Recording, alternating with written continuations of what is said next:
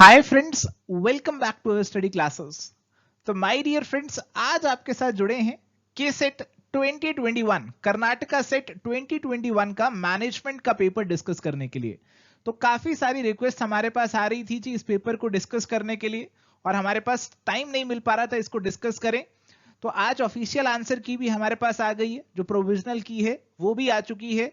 तो हमने सोचा क्यों ना इस पेपर को डिस्कस करें, प्रोविजनल आंसर की को भी एक बार देख लें और आपको बता दें कि क्या कोई सवाल ऐसा है जिसका आंसर आप यहां पे चैलेंज कर सकते हैं। तो आज आपको हम पेपर तो डिस्कस कराएंगे ही, साथ ही ये भी बताएंगे कि कौन कौन से आंसर्स को आप यहां पे चैलेंज भी कर सकते हैं। हमारे पास जो रेलिवेंट सोर्सेज हैं वो भी हम आपको यहां पे प्रोवाइड करने की पूरी कोशिश करेंगे। ये जो आज का डिस्कशन है ये हमारे पास केसेट वाले जो स्टूडेंट्स हैं उनके लिए तो रेलिवेंट रहेगा ही रहेगा। इसके अलावा अगर आप मैनेजमेंट के स्टूडेंट हैं, यूजीसी नेट के हैं या फिर कोई और स्टेट का मैनेजमेंट का पेपर जो है आप उसके लिए तैयारी कर रहे हैं, तो फिर भी आपको ये जो डिस्कशन है इसको सुनना चाहिए, इन सवालों को सॉल्व करने की कोशिश करनी चाहिए। आइए जी आज के सेशन को, आज के डिस्कशन को स्टार्ट कर लेते हैं। डिस्कशन को स्टार्ट करने से पहले एक बार जल्दी से आपको हमारे कोर्सेज के बारे में भी बता देते हैं। तो प्यारे दोस्तों, अगर आप प्रिपरेशन कर रहे हैं जी यूजीसी नेट कॉमर्स या फिर मैनेजमेंट की, तो आपकी प्रिपरेशन को आसान बनाने के लिए ढेर सारे कोर्सेज हम आपके लिए लेकर आए हैं। पूरी तैयारी हमारे साथ करना चाहते हैं, कंप्लीट कोर्स ज्वाइन कर सकते हैं। केवल प्रैक्टिस करना चाहते हैं तो टेस्ट सीरीज ज्वाइन कर सकते हैं, और केवल प्रीवियस ईयर के सवाल आप चाहते हैं तो उसका कोर्स भी आप ले सकते हैं। इसके अलावा अगर आप आरपीएससी के अंदर एबीएसटी, ईएफएम और बीएडीएम की तैयारी कर रहे हैं या फिर यूपीएचएससी कॉमर्स की तैयारी कर रहे हैं, तो उसके लिए भी क्रैश कोर्स हमारे पास अवेलेबल है, जो कि आप हमारी वेबसाइट या फिर आप हमारी ऐप के थ्रू अवेल कर सकते हैं। तो माय डियर फ्रेंड्स, आज का जो डिस्कशन हम करने वाले हैं इसको दो पार्ट्स में करने वाले हैं। दोनों पार्ट खैर इसी लेक्चर में कवर अप हो जाएंगे, बट यहां पे हमने क्वेश्चंस को दो पार्ट में डिवाइड किए हैं। पहले पार्ट के अंदर मैं क्वेश्चन नंबर आपके साथ जो डिस्कस करने वाला हूं वो आपको बता देता हूं। मैं आपके साथ क्वेश्चन 11 टू 50 डिस्कस करूंगा और क्वेश्चन नंबर 81 टू 90 डिस्कस करूंगा। जो बाकी के सवाल हैं वो सेकंड पार्ट में विशाल सर आपके साथ डिस्कस करेंगे। तो आइए जी पहले पार्ट पे अपना डिस्कशन जो है वो स्टार्ट कर लेते हैं। चलिए तो स्टार्ट करते हैं जी हमारा डिस्कशन क्वेश्चन नंबर 11 से। तो क्वेश्चंस आपके साथ सारे डिस्कस करेंगे, बट सीक्वेंस हमारी थोड़ी सी अलग रहेगी। क्वेश्चन नंबर आपको दिया रहेगा तो उससे आप अपनी जो मैचिंग है वो यहाँ पे कर सकते हैं। तो यहाँ पे पहला सवाल हमारे पास है, असर्शन दे रखी है, organisational citizenship is discretionary behaviour that is not part of an employee's formal job requirement but nevertheless promotes the effective functioning of the organisation. Reason दिया, job satisfaction is an important dependent variable in developing the organization behavior। तो ओबी से जुड़े दो statements आपको यहां पे दे रखे हैं। तो ऑर्गेनाइजेशन सिटीजनशिप बिहेवियर जो है वो डिस्क्रिशनरी एक्शन होते हैं, यानी कि एम्प्लॉय के ऊपर बाध्य नहीं है, मैंडेटरी नहीं है कि करना है, बट एम्प्लॉय खुद से करता है। एक एम्प्लॉय अपने साथियों की मदद कर रहा है, तो it is citizenship behaviour. Assertion बिल्कुल सही है। जॉब सेटिस्फेक्शन एक इंपॉर्टेंट रोल प्ले करता है। अगर आप कोई भी ओबी मॉडल डेवलप कर रहे हैं, अगर लोग जॉब से सेटिस्फाइड रहेंगे तो ऑर्गेनाइजेशन बिहेवियर भी आपको कहीं ना कहीं उसी के अकॉर्डिंग दिखेगा। तो दोनों स्टेटमेंट्स आपकी यहाँ पे बिल्कुल सही हैं, बट आपस में दोनों रिलेट नहीं कर रही, इसीलिए करेक्ट आंसर क्या होगा जी, ऑप्शन नंबर बी होगा, और यही प्रोविजनल आंसर की में आपको दे रखा है। अगर कहीं पे आंसर अलग होगा, कहीं पे हम चैलेंज कर सकते हैं, तो वो हम आपको यहाँ पे अलग से बता देंगे। चलिए अगला सवाल हमारे पास है जी, यहां पे हमें एक पैसेज दे रखा है। इस पैसेज को आप रीड आउट कर सकते हैं, वीडियो को पॉज करके पैसेज को रीड आउट कर लीजिए। बट क्योंकि मैंने इसे रीड आउट कर लिया, मैं आपको बता सकता हूं कि इसका कोई खास लेना देना नहीं है हमारे पूछे जाने वाले सवालों से। यूजीसी नेट में भी ऐसे पैसेजेस हमें देखने को मिलते हैं, और यहां पे पहला सवाल दे रखा है, which of the following is not a people management skill, adaptability, interpersonal, leadership and computing.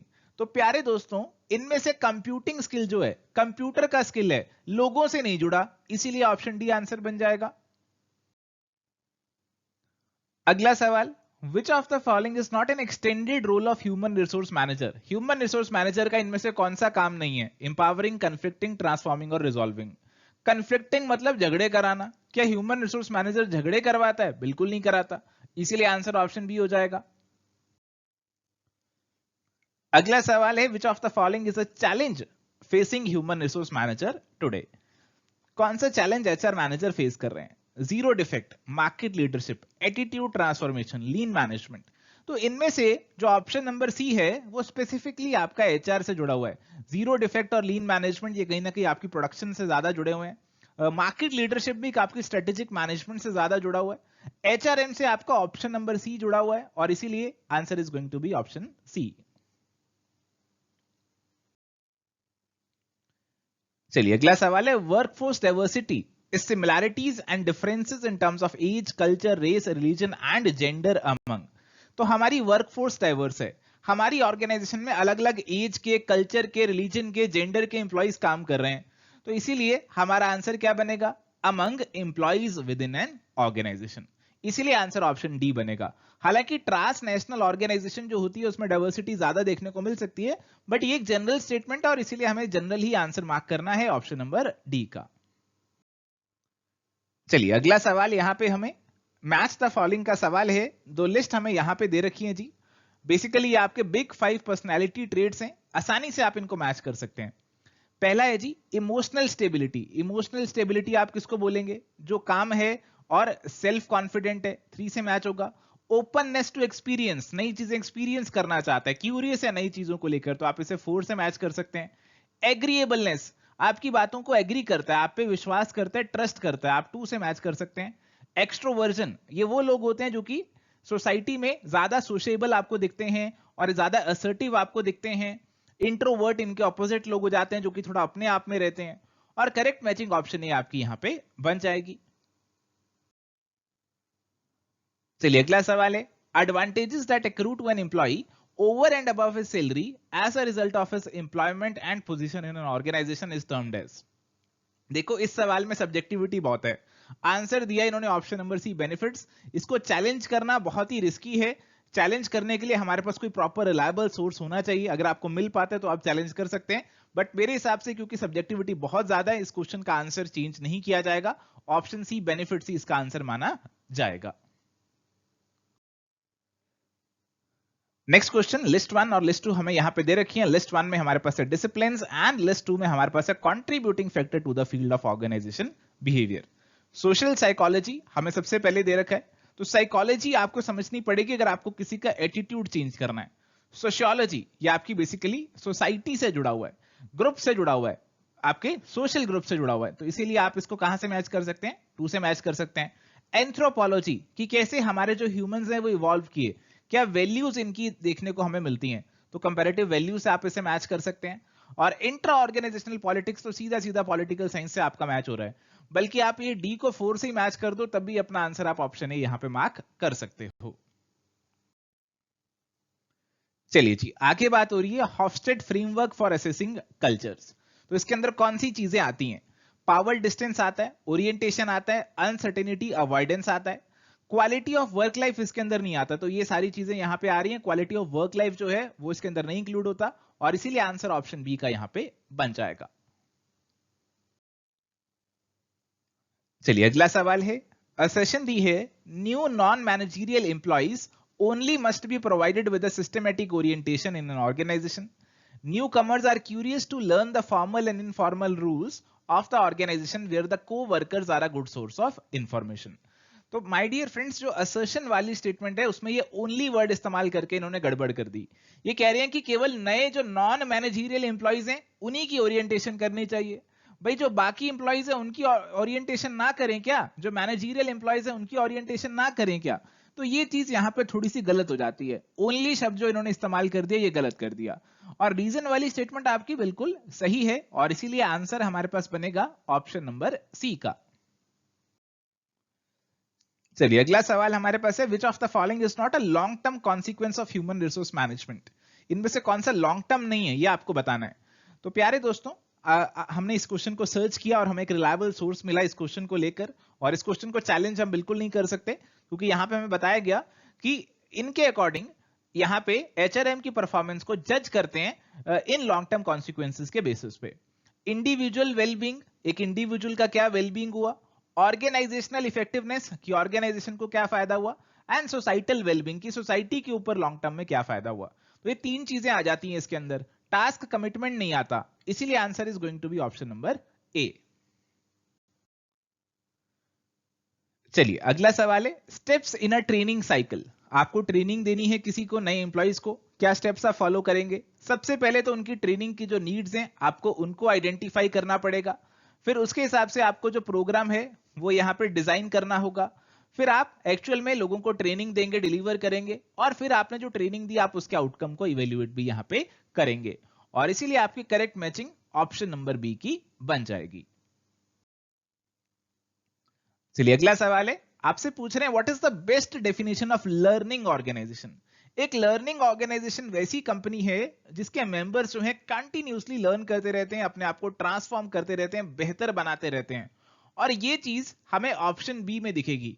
Option A status क्वो की बात करता है, तो हमें स्टेटस क्वो नहीं, हमें अपने आप को और बेहतर बनाना है। एडहॉक भी नहीं है, ये आपका कंटिन्यूअस बेसिस पे ये आपका चलता है, और ऑप्शन बी ही आंसर बनेगा। चलिए सवाल है, decentralisation of power, team formation and flattening of the hierarchy are examples of which type of organisational change. तो ऑर्गेनाइजेशनल चेंज की बात हो रही है, और उसके अंदर यहां पे आपसे पूछ रहे हैं ये कौन से टाइप के अंदर आएंगे। तो अगर आप पावर को डिसेंट्रलाइज कर रहे हैं, आप अपनी हायरार्की जो है उसे थोड़ा सा फ्लैटन आउट कर रहे हैं, तो आप अपनी ऑर्गेनाइजेशन का स्ट्रक्चर चेंज कर रहे हैं। ऑर्गेनाइजेशन का स्ट्रक्चर आप समझते हैं ना, ऐसे टाइप का स्ट्रक्चर होता है एक ऑर्गेनाइजेशन का। तो ये सब चीजें करना मतलब आप अपना जो स्ट्रक्चर है उसमें कुछ बदलाव कर रहे हैं, इसलिए आंसर बनेगा ऑप्शन नंबर सी का। अगला सवाल है, ऑर्गेनाइजेशनल डेवलपमेंट इंटरवेंशंस इंक्लूड। कौन सी चीजें ऑर्गेनाइजेशन डेवलपमेंट के अंदर आएंगी? Coaching, plateauing, life and career planning और प्रोसेस कंसल्टेशन। देखिए यहां पे प्लेटूइंग का मीनिंग आपको पता है क्या? प्लेट्यू, प्लेट्यू मतलब कुछ ऐसा सा। प्लेट्यू मतलब रुक जाना, कि अब कोई प्रोग्रेस हमारी नहीं हो रही है, हम एक स्टेज पे आके बिल्कुल रुक चुके हैं, तो दिस इज नॉट डेवलपमेंट। तो ये डेवलपमेंट हो ही नहीं सकता, इसे काट दो। बाकी जो आपके पास बचे वो आपके यहां पे आंसर बन जाएंगे। 1, 3 एंड 4, ऑप्शन नंबर बी जो है वो आपका, ऑप्शन नंबर सॉरी सी जो है वो आपका आंसर यहां पे बन जाएगा। चलिए अगला सवाल, बहुत ही आसान सवाल है। टर्म्स हैं, कुछ डेफिनेशंस हैं। ह्यूमन रिलेशन, ह्यूमन बींग्स के बीच में रिलेशन, तो आप ए को 4 से मैच कर सकते हैं। और एम्प्लॉय रिलेशंस आपके, एम्प्लॉय और एम्प्लॉयमेंट अगर आपको थोड़ी सी दिक्कत भी लग रही है, आप पहले इंडस्ट्रियल रिलेशंस पे आ जाना। इंडस्ट्रियल रिलेशंस आप जानते हैं, मैनेजमेंट और ट्रेड यूनियंस के बीच में जो रिलेशन है। तो डी आपका 1 से मैच हो रहा है और ए आपका 4 से मैच हो रहा है। तो यहाँ पे आप बी और डी को तो काट ही सकते हो, ए और सी के बारे में आपको देखना है। और हमारे पास एक है जी एम्प्लॉय रिलेशन और एक है एम्प्लॉयमेंट रिलेशन। एम्प्लॉयमेंट रिलेशन जो है relation between parties in an employment context, इसी से डायरेक्टली मैच हो रहा है।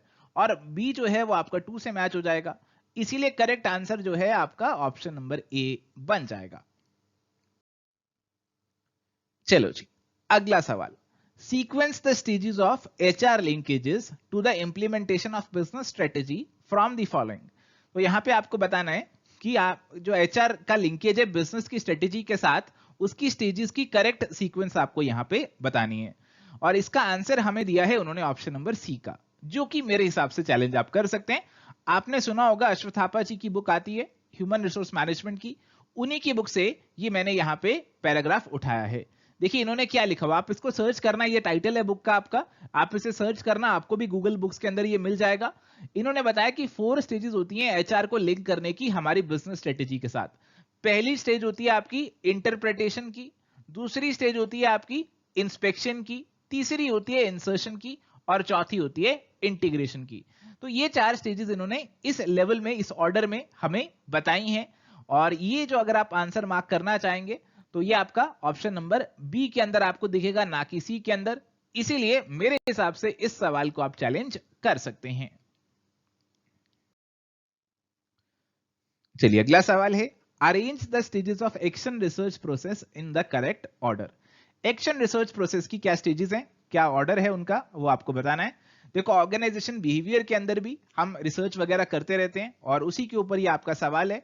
और यहां पे सबसे पहले आप क्या करेंगे, प्रॉब्लम को आइडेंटिफाई करेंगे, फिर आप एक बिहेवियरल साइंस एक्सपर्ट को बुलाएंगे, उसके साथ डिस्कस करेंगे प्रॉब्लम को, प्रॉब्लम से जुड़ा डाटा इकट्ठा करेंगे, एक प्रिलिमिनरी डायग्नोसिस जो है उस तक पहुंचेंगे, उसके हिसाब से आप अपना जो फीडबैक है वो यहाँ पे देंगे, और इसी के बेसिस पे आपका जो आंसर है यहाँ पे मेरे हिसाब से सॉल्व हो जाएगा। इसके आगे के हमारे पास स्टेप्स हैं, joint diagnosis of the problem, कि आपने जो क्लाइंट है आपका, ग्रुप है आपका, उसके साथ मिलकर डायग्नोसिस किया, फिर आप रेलेवेंट एक्शन लेंगे, और फिर एक्शन लेने के बाद का डाटा आप इकट्ठा करेंगे, कोई और प्रॉब्लम बच जाती है, फिर वापस से ये साइकिल आपका शुरू यहाँ पे हो जाएगा। ये हमारी बुक है ऑर्गेनाइजेशन बिहेवियर के ऊपर, कविता सिंह जी की, वहां से ये हमने ये चार्ट है वो उठाया है। ऑप्शन नंबर सी जो है वो आपका करेक्ट आंसर बनेगा। चलिए अगला सवाल है, human resource transformation has necessitated redesigning of the talent practices. Reason दिया, speed is the new business currency, agile practices are replacing old HR systems with a business justification. तो कहा गया कि हमारा ह्यूमन रिसोर्स जो है उसके अंदर ट्रांसफॉर्मेशन आ रहा है और हमें जो टैलेंट मैनेजमेंट की प्रैक्टिसेस हैं उनको भी बदलना पड़ रहा है। आज के जमाने में स्पीड सबसे जरूरी हो गया है। रीजन दिया, आज के जमाने में स्पीड बहुत जरूरी हो गया है। हमें एजाइल प्रैक्टिसेस चाहिए, हमें ऐसी प्रैक्टिसेस चाहिए जो कि फ्लेक्सिबल हो, ऐसी प्रैक्टिसेस हमें चाहिए। और ये प्रैक्टिसेस हमारी ओल्ड एचआर सिस्टम्स को रिप्लेस यहां पे कर रहे हैं और नए हमारे पास सिस्टम्स आ रहे हैं, टैलेंट प्रैक्टिसेस रीडिजाइन हो रही हैं। तो दोनों स्टेटमेंट सही भी हैं और आपस में एक दूसरे को कुछ एक्सप्लेन भी करती हैं और आंसर ऑप्शन ए का यहां पे मुझे तो सही लग रहा है। चलिए अगला सवाल हमारे पास है, correct classification of the trade unions in India. तो हमारे पास मेनली चार मेन टाइप्स की ट्रेड यूनियन होती हैं। एक आपके पास है क्राफ्ट यूनियन, एक पर्टिकुलर ट्रेड या फिर स्किल के जो लोग हैं उनकी यूनियन। इंडस्ट्रियल यूनियन, एक पर्टिकुलर जो इंडस्ट्री है उसकी यूनियन। जनरल यूनियन, इसमें एक इलाके के सभी मेंबर्स आ जाते हैं, चाहे किसी भी क्राफ्ट के हों, किसी भी इंडस्ट्री के हों। और आपकी फेडरेशंस भी आ जाती हैं जो कि बेसिकली नेशनल लेवल की बॉडीज होती हैं और इनके साथ हमारी जो बाकी यूनियंस है वो अपने आप को एसोसिएट करती हैं। तो 1, 2, 3 और 4 इसके अंदर इंक्लूड होंगे। कार्टेल्स जो हैं उनको जनरली हम इसके अंदर नहीं कंसीडर करते और इसीलिए आंसर जो है यहां पे बनेगा हमारे पास ऑप्शन नंबर डी का। चलिए अगला सवाल बहुत ही आसान सवाल है। अकाउंटिंग स्टैंडर्ड 19 डील करता है किससे? ये डील करता है आपका लीजिंग से और इसीलिए आंसर ऑप्शन सी बन जाएगा। अगला सवाल आपको करनी है जी मैचिंग लिस्ट 1 और लिस्ट 2 की। Acid test ratio, acid test ratio आपकी क्विक रेशो या फिर लिक्विडिटी रेशो होती है, तो इसे आप लिक्विडिटी एनालिसिस से मैच कर दीजिए। डेट सर्विस रेशो, क्या आपके पास इतने प्रॉफिट हैं कि अपने डेट को सर्विस कर पाओ, तो इसे आप 1 से मैच कर दीजिए, profitability analysis. Debt equity ratio, debt और इक्विटी का प्रोपोर्शन, ये बेसिकली आपकी लॉन्ग टर्म सॉल्वेंसी को देख रहा है, आपके लॉन्ग टर्म कैपिटल स्ट्रक्चर जो है उसे ये देखकर एवेल्युएट कर रहा है। स्टॉक टर्नओवर रेशो, ये आपका एक्टिविटी को एनालाइज कर रहे हैं कि आपका स्टॉक का टर्नओवर कितना है, ये आपकी एक्टिविटी की एनालिसिस है और इसीलिए हमारे पास जो आंसर बनता है वो ऑप्शन नंबर डी जो है उसका बनता है। चलिए अगला सवाल है, net operating income approach is opposite to net income approach. Essence of operating income approach is that capital structure decision of a firm is irrelevant and does not affect the value of a firm and its cost of capital. तो आपकी NOI approach है एक, ये आपको कहती है कि date बढ़ा लो कोई फायदा नहीं होने वाला। नेट इनकम अप्रोच है, ये आपको कहती है डेट बढ़ाओ बहुत फायदा होने वाला है आपको। तो ये दोनों अप्रोच जो है एक दूसरे के ऑपोजिट हैं। नेट ऑपरेटिंग अप्रोच जो है ये आपकी इररेलेवेंस वाली अप्रोच है, ये कहती है कि कैपिटल स्ट्रक्चर के अंदर क्या सोर्सेज हैं इससे कोई फर्क नहीं पड़ता आपकी फर्म की वैल्यू को, कॉस्ट ऑफ कैपिटल को। तो रीजन भी हमारा सही है, असर्शन भी हमारा यहाँ पे सही है, इसीलिए करेक्ट आंसर हमारे पास ऑप्शन नंबर ए का बन जाएगा। चलिए अगला सवाल हमारे पास है, जीरो बेस्ड बजटिंग के स्टेप्स को आपको अरेंज करना है। अब इसके अंदर हो सकता है आपको थोड़ा सा यहाँ पे कंफ्यूजन सा लगे, बट हमने इस सवाल को सर्च किया तो हमें इसका एक प्रॉपर सोर्स मिल गया। इस सवाल को चैलेंज हम नहीं कर सकते जी। आशीष भट्टाचार्य जी की ये बुक है principle and practices of cost accounting की, इसके अंदर इन्होंने बताया कि जीरो बेस्ड बजटिंग के अंदर एक मैनेजर को ये स्टेप्स करने पड़ते हैं और इन्होंने जो ऑर्डर बताया है वही इस सवाल में आपका कवर अप हो रहा है। इन्होंने पहले बताया कि आपको अपने ऑब्जेक्टिव्स डिटरमाइन करने हैं, करंट एक्टिविटीज और नई एक्टिविटीज की कॉस्ट डिटरमाइन करनी है, फिर आपको ऑल्टरनेटिव तरीके ढूंढने हैं, फिर उनकी आपको इवेल्युएशन करनी है और यहाँ पे जो आपका इवेल्युएशन क्राइटेरिया है उसको आपको एस्टेब्लिश करना है और फिर एक्टिविटीज को आपको रैंक करना है। थोड़ी सी सब्जेक्टिविटी मुझे यहाँ पे जरूर लगी इन स्टेप्स को लेकर, बट अगेन इसको चैलेंज हम यहाँ पे नहीं कर पाएंगे और ऑप्शन नंबर सी जो है हमें उसे ही यहाँ पे सही आंसर एक्सेप्ट करना होगा। चलिए अगला सवाल हमारे पास है, असर्शन हमें दे रखी है, agency problem occurs when management tries to fulfil its own interest at the cost of value of the firm. Reason दिया some managers may place personal goals ahead of corporate goals. तो यहाँ पे agency problem की बात कर रहे हैं। तो कॉर्पोरेट फाइनेंस के अंदर एक एजेंसी प्रॉब्लम कई बार अराइज हो जाती है। ये कैसी प्रॉब्लम है? ये प्रॉब्लम है कि हमारे मैनेजमेंट और शेयर होल्डर्स के बीच में कई बार कंफ्लिक्ट हो जाता है। जो शेयर होल्डर्स हैं उनके एजेंट हैं आपके मैनेजमेंट। अब मैनेजमेंट कई बार अपने बारे में ज्यादा सोचने लग जाती है कि हमारी सैलरी किस हिसाब से बढ़ जाए, शेयर होल्डर्स के बारे में नहीं सोचती, शेयर होल्डर्स का नुकसान करा बैठती है, और इसे एजेंसी प्रॉब्लम बोला जाता है। जब मैनेजर्स अपने पर्सनल गोल्स को आगे रख देते हैं head of the companies goals. तो असर्शन और रीजन आपके दोनों सही हैं और इसीलिए आंसर आपका ऑप्शन बी बनेगा। चलिए अगला सवाल है, which of the following is not correct? Time value of a unit of money changes over time. तो आपका यूनिट ऑफ मनी है 1 रुपी है, उसकी टाइम वैल्यू चेंज होती रहेगी। Either कंपाउंडिंग और discounting technique can make heterogeneous cash flows comparable. तो आपका एक कैश फ्लो है वो आज की रेट में 100 रुपए है, और एक कैश फ्लो है जो कि आपका 1 साल बाद है वो आपका 110 रुपए है। अगर आपको इनको कंपेरेबल बनाना है तो इसको कंपाउंड करके यहां ले जाओ या इसको डिस्काउंट करके इधर ले आओ तो कंपेरेबल हो जाएगा। तो ए और बी तो सही है। Time value of money remains unchanged during different time periods. Option C तो सीधी सीधी गलत हो रही है कि टाइम वैल्यू ऑफ मनी अलग अलग टाइम पीरियड्स में चेंज क्यों नहीं होगी, अनचेंज्ड क्यों रहेगी भाई? वो तो चेंज हो जाएगी। 100 रुपए की आज की वैल्यू 1 साल बाद की वैल्यू से अलग होने वाली है। तो इसीलिए यही आंसर हमारा यहां पे बनेगा। ऑप्शन नंबर डी थी हमारे पास, effective rate of interest is positively correlated with frequencies of compounding. तो अगर आप अपनी कंपाउंडिंग की फ्रीक्वेंसी बढ़ा देते हैं तो आपका इफेक्टिव रेट ऑफ इंटरेस्ट भी बढ़ता जाएगा। तो बेसिकली अगर आपने 100 रुपए बैंक में डाले और उस पर आपको जो कंपाउंडिंग हो रही है इंटरेस्ट की वो अगर हर महीने हो जाए, पर मंथ हो जाए, तो आपका इफेक्टिव रेट ऑफ इंटरेस्ट ज्यादा हो जाएगा। अगर वो पर क्वार्टर हो तो पर मंथ से कम हो जाएगा। अगर आपकी पर एनम हो रही है तो फिर इफेक्टिव रेट इससे भी कम हो जाएगा। तो बिल्कुल यहां पे हमें पॉजिटिव कोरिलेशन जो है वो देखने को मिलता है with the frequencies of compounding. कि आप फ्रीक्वेंसी ऑफ कंपाउंडिंग बढ़ा रहे हैं यहां पे। देखिए फ्रीक्वेंसी ऑफ कंपाउंडिंग हमने 1 से, यहां पे एक बार ही कंपाउंडिंग हो रही है, इसको हमने बढ़ाया। क्वार्टरली में हमारी हर क्वार्टर के बाद कंपाउंडिंग हो जाएगी। तो बेसिकली हमारे पास 4 क्वार्टर होते हैं और पर मंथ में हमारे पास 12 महीने आ गए। तो जैसे जैसे आपकी फ्रीक्वेंसी ऑफ कंपाउंडिंग बढ़ रही है तो आपका इफेक्टिव रेट ऑफ इंटरेस्ट भी यहां पे बढ़ता जा रहा है। इसीलिए हमारे पास आंसर ऑप्शन नंबर सी का बनेगा। चलिए अगला सवाल है, which one of the following are the objectives of holding cash? तो कैश को होल्ड करने के मेनली हमारे पास 3 मोटिव्स होते हैं। एक कि हम ट्रांजैक्शन कर सकें, एक प्रिकॉशनरी मोटिव की एकदम से रिक्वायरमेंट आ जाए तो पैसे होने चाहिए, स्पेक्युलेटिव मोटिव की एकदम से अपॉर्चुनिटी कोई निकल कर आ जाए तो पैसे होने चाहिए, और इसीलिए करेक्ट आंसर ऑप्शन बी का यहां पे बनेगा। चलिए अगला सवाल हमारे पास है, इकोनॉमिक ऑर्डर क्वांटिटी हमें निकालनी है। एबीसी लिमिटेड को एनुअली 90,000 यूनिट चाहिए होते हैं एक आइटम के। यू क्यूब का फॉर्मूला आपको पता है जी, यू क्यूब का फॉर्मूला तो आपको याद ही रखना चाहिए, 2AO/C इसका अंडर रूट। तो ए हमें यहां पे मिल गया है, कॉस्ट पर यूनिट हमारे लिए यहां पे रेलेवेंट नहीं है। Cost per purchase order, ordering cost आपको यहां पे मिल गई, ओ आपको मिल गया, कैरिंग कॉस्ट आपको मिल गई पर यूनिट पर एनम, तो ये आपको सी भी यहां पे मिल गया। आपको ईओ क्यू निकालना है तो इस फॉर्मूले में पुट कीजिए सारी फिगर्स को और आंसर निकालेंगे तो आपको 3000 यूनिट्स निकल कर आएगा और आंसर ऑप्शन ए बन जाएगा। अगला सवाल है, which of the following statements are correct? Cost of capital is the cost of borrowed funds. ये गलत है। कॉस्ट ऑफ कैपिटल के अंदर आपकी बोरोड फंड्स भी आएंगे और ओन्ड फंड्स भी आएंगे। Retained earnings do not have explicit cost. तो बिल्कुल सही है कि रिटेन्ड अर्निंग्स की एक्सप्लिसिट कॉस्ट नहीं होती, इनकी इंप्लिसिट कॉस्ट होती है, यानी कि बाहर वाले को कोई पेमेंट नहीं करनी, बट हाँ इंप्लिसिट इनकी कॉस्ट होती है। Beta is the measure of unsystematic risk. ये गलत है क्योंकि बीटा सिस्टमेटिक रिस्क का मेजर होता है।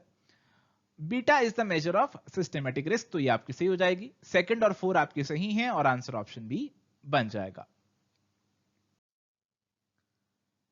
अगला सवाल बहुत ही आसान सवाल, only viable goal of financial management is. तो फाइनेंशियल मैनेजमेंट का ओनली वायबल गोल आप जानते हैं वेल्थ मैक्सिमाइजेशन है और इसीलिए आंसर ऑप्शन नंबर बी का बन जाएगा। वेल्थ मैक्सिमाइज करोगे तो उसी में सबका फायदा होगा। अगला सवाल है मैच द फॉलोइंग का, आपको मैचिंग करके करेक्ट कोड आइडेंटिफाई करना है। सबसे पहले कैपिटल मार्केट लाइन। तो कैपिटल मार्केट लाइन क्या है? कैपिटल मार्केट लाइन बेसिकली आपके पोर्टफोलियो का एक्सपेक्टेड रिटर्न और रिस्क दिखाती है, बट यहां पे हम टोटल रिस्क को कंसीडर करते हैं, इसलिए आपका सेकंड से मैच होगा। मार्केट रिस्क प्रीमियम, इसे हम सीएपीएम मॉडल के अंदर कंसीडर करते हैं। मार्केट रिस्क प्रीमियम क्या होता है जी? आपका CAPM model RF plus RM minus RF into beta, तो इसीलिए आप इसे 3 से मैच कर सकते हैं। Security market line, security market line जो है उसमें हम सिक्योरिटी का सिस्टमेटिक रिस्क जो है वो कंसीडर करते हैं, और इसीलिए हम इसे ऑप्शन नंबर 1 बीटा फैक्टर से मैच यहां पे कर सकते हैं। यहां पे देखिए सिक्योरिटी मार्केट लाइन सीएपीएम की ही रिप्रेजेंटेशन होती है, तो आप ये भी सोच सकते थे कि सी आपका 3 से मैच हो जाए, बट उसमें आपके बाकी ऑप्शंस फिर हिल जाएंगे और करेक्ट मैचिंग नहीं बनेगी। मल्टीपल फैक्टर्स हम कंसीडर करते हैं अपने आर्बिट्राज प्राइसिंग मॉडल के अंदर, और इसीलिए करेक्ट मैचिंग आपकी ऑप्शन नंबर डी की बनेगी। अगला सवाल बहुत ही आसान सवाल है। डिविडेंड पर शेयर एक फर्म का बता रखा है, एक्सपेक्टेड है ₹1 पर शेयर, D1 आपका 1 हो गया, और ग्रोथ रेट हमें दे रखा है 6% पर एनम, और कॉस्ट ऑफ इक्विटी कैपिटल निकालनी है, मार्केट प्राइस हमें दे रखा है 25। फॉर्मूला आप जानते हैं, D1/P प्लस G, ये फॉर्मूला हमारा रहता है। इस फॉर्मूला को अप्लाई कीजिए, अपना आंसर निकालिए जी। 1/25 प्लस 0.06, 0.04 प्लस 0.06 यानी कि 10% आंसर बनेगा, ऑप्शन नंबर बी।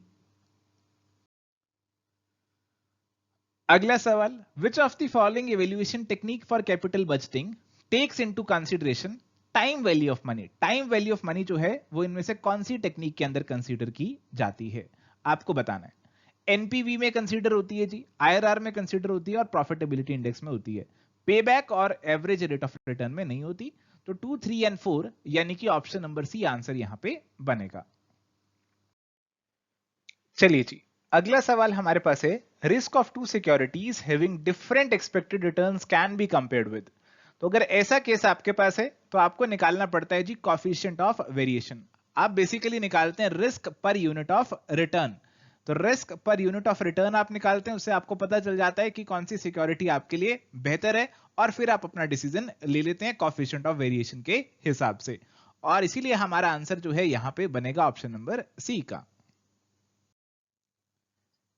अगला सवाल है, when the holder has the right but not the obligation to buy an asset by a certain date for a certain price। तो बेसिकली यहां पे ऑप्शन की बात हो रही है। 2 तरीके के ऑप्शंस है मेनली हमारे पास, एक है पुट ऑप्शन, एक है call option. Right to buy is call option, और इसीलिए आंसर हो जाएगा option B. Right to sell आपका पुट ऑप्शन होता है। अगला सवाल है, which of the following statements are correct regarding mergers? तो मर्जर्स के बारे में कौन सी बातें सही हैं? आप मर्जर करते हैं तो आपको कुछ टैक्स बेनिफिट्स मिल जाते हैं, एक के लॉसेज हैं बहुत ज्यादा, वो प्रॉफिट वाली के साथ मर्ज कर गई, नेट प्रॉफिट कम हो गया, टैक्स आपको कम देना पड़ेगा।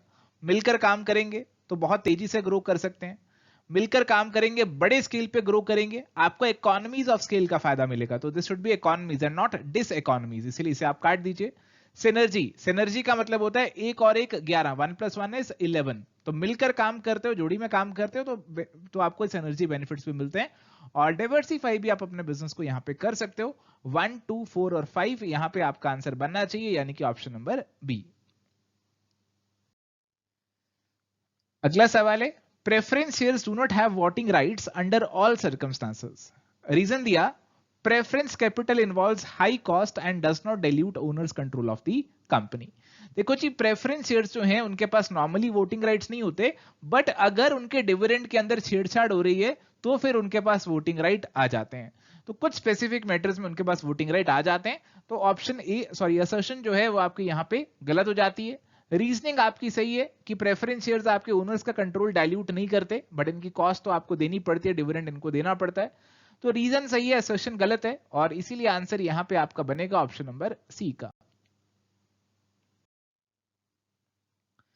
सवाल है, which of the following is not a critical assumption of the Walter's model? Option A, all financing is done through external sources. Option A ही गलत हो गई। वॉल्टर मॉडल मानता है कि सारी फाइनेंसिंग फर्म की इंटरनल सोर्सेस से ही हो रही है, फर्म को फाइनेंस कर रहे हैं रिटेन्ड अर्निंग से, और इसीलिए ऑप्शन ए ही हमारा आंसर यहां पे बन जाएगा।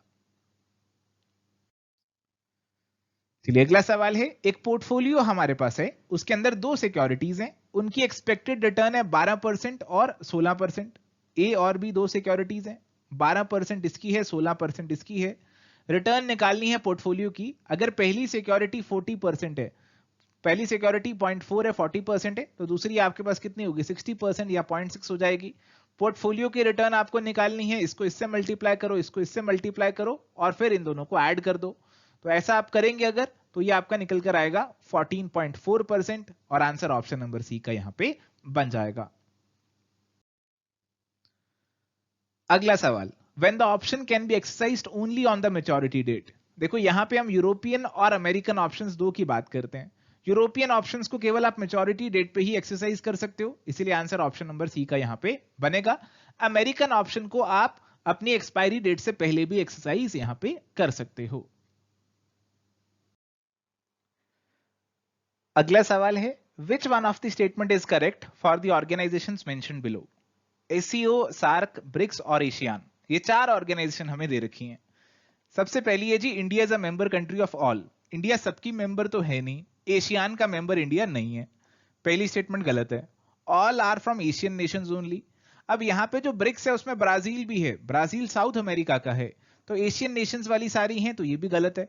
Headquarters of all are in Asia, ये स्टेटमेंट आपकी सही है, सबके हेडक्वार्टर आपके एशिया के अंदर लोकेटेड हैं। यहाँ पे आप देख सकते हैं इनके हेडक्वार्टर्स को, और इसीलिए हमारा आंसर जो है वो ऑप्शन नंबर सी का बनेगा। अगला सवाल है, FTI is distinguished form of a foreign portfolio investment by a notion of direct control. तो फॉरेन डायरेक्ट इन्वेस्टमेंट, इसके अंदर जनरली हम डायरेक्ट कंट्रोल की बात करते हैं कि आप डायरेक्टली किसी कंपनी को कंट्रोल कर रहे हो, आप डायरेक्टली अपना प्लांट लगा रहे हो, डायरेक्टली अपना बिजनेस कर रहे हो। डायरेक्ट कंट्रोल एफडीआई के साथ हम जनरली जोड़ते हैं।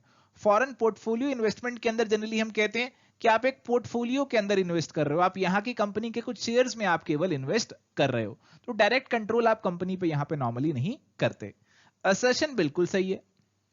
FDI is an investment in the form of controlling ownership in the business of one country by an entity based in another country. तो FDI का मीनिंग भी बिल्कुल सही है। तो A और R दोनों करेक्ट हैं, इसीलिए आंसर ऑप्शन नंबर बी का बनेगा। चलिए जी, अगला सवाल हमारे पास है, इंटरनेशनल ट्रेड प्रोसीजर के अंदर जो हमारा सीक्वेंस रहता है, स्टेप्स रहता है इंपोर्ट का, हमें उसे करेक्ट ऑर्डर में यहाँ पे अरेंज करना है। तो यहाँ पे करेक्ट ऑर्डर हमारा क्या बनेगा, आइए देख लेते हैं। सबसे पहले हमें बिल ऑफ एंट्री जो है वो फाइल करना है। एक इंपोर्टर जो है ये फाइल करता है bill of entry. Rate of duty फिर डिटरमाइन करता है कि कितनी रेट पे ड्यूटी पे की जानी है। अगर वो खुद रेट ऑफ ड्यूटी डिटरमाइन नहीं कर पा रहा है तो वो सरकार से रिक्वेस्ट भी कर सकता है सामान को एग्जामिन कराने की और उस पर ड्यूटी असेस कराने की। इसके बाद आता है जी इंपोर्ट मैनिफेस्ट की सबमिशन, जो आपका कैरियर है जिसमें सामान आ रहा है वो इंपोर्ट मैनिफेस्ट को फर्निश करेगा और फाइनली आपका जो सामान है वो यहाँ पे इंपोर्ट हो जाएगा। तो ऑप्शन बी की सीक्वेंस जो है वो कहीं ना कहीं करेक्ट दिख रही है और इसीलिए यही आंसर यहाँ पे हमारा बनना चाहिए। अगला सवाल है, international organisation that deals with balance of payment problem. तो बैलेंस ऑफ पेमेंट की समस्या आपको हो गई है, तो आप किससे मदद लेंगे, आप मदद लेंगे जी IMF, इंटरनेशनल मॉनेटरी फंड से। इसके पास बहुत से स्कीम्स हैं आपकी मदद के लिए और यहां पे आंसर बनेगा ऑप्शन नंबर डी। ये IMF होना चाहिए था, IFM लिख दिया गलती से। चलिए इतना तो जायज हम मान सकते हैं, ऑप्शन डी आंसर यहां पे बन जाएगा। अगला सवाल है, phone services, web hosting services, online conferencing, ये किन के एग्जांपल्स हैं, वर्चुअल टीम, कम्युनिटीज, ऑफिसेज और ग्रुप्स। तो थोड़ी सी सब्जेक्टिविटी तो यहां पे जरूर है। इन्होंने आंसर दिया है वर्चुअल ऑफिस का, तो बिल्कुल सही है कि इन सब चीजों से आपका ऑफिस वर्चुअल हो जाता है, आपको ऑफिस जाने की जरूरत नहीं है, घर बैठे बैठे आप ये सारे काम आसानी से कर सकते हैं, ऑफिस को मैनेज कर सकते हैं और इसीलिए आंसर ऑप्शन नंबर सी जो है वो बन जाएगा। अगला सवाल है, which of the following information systems is most helpful to perform and store the daily routine transactions necessary to perform business and services at organisations operation level.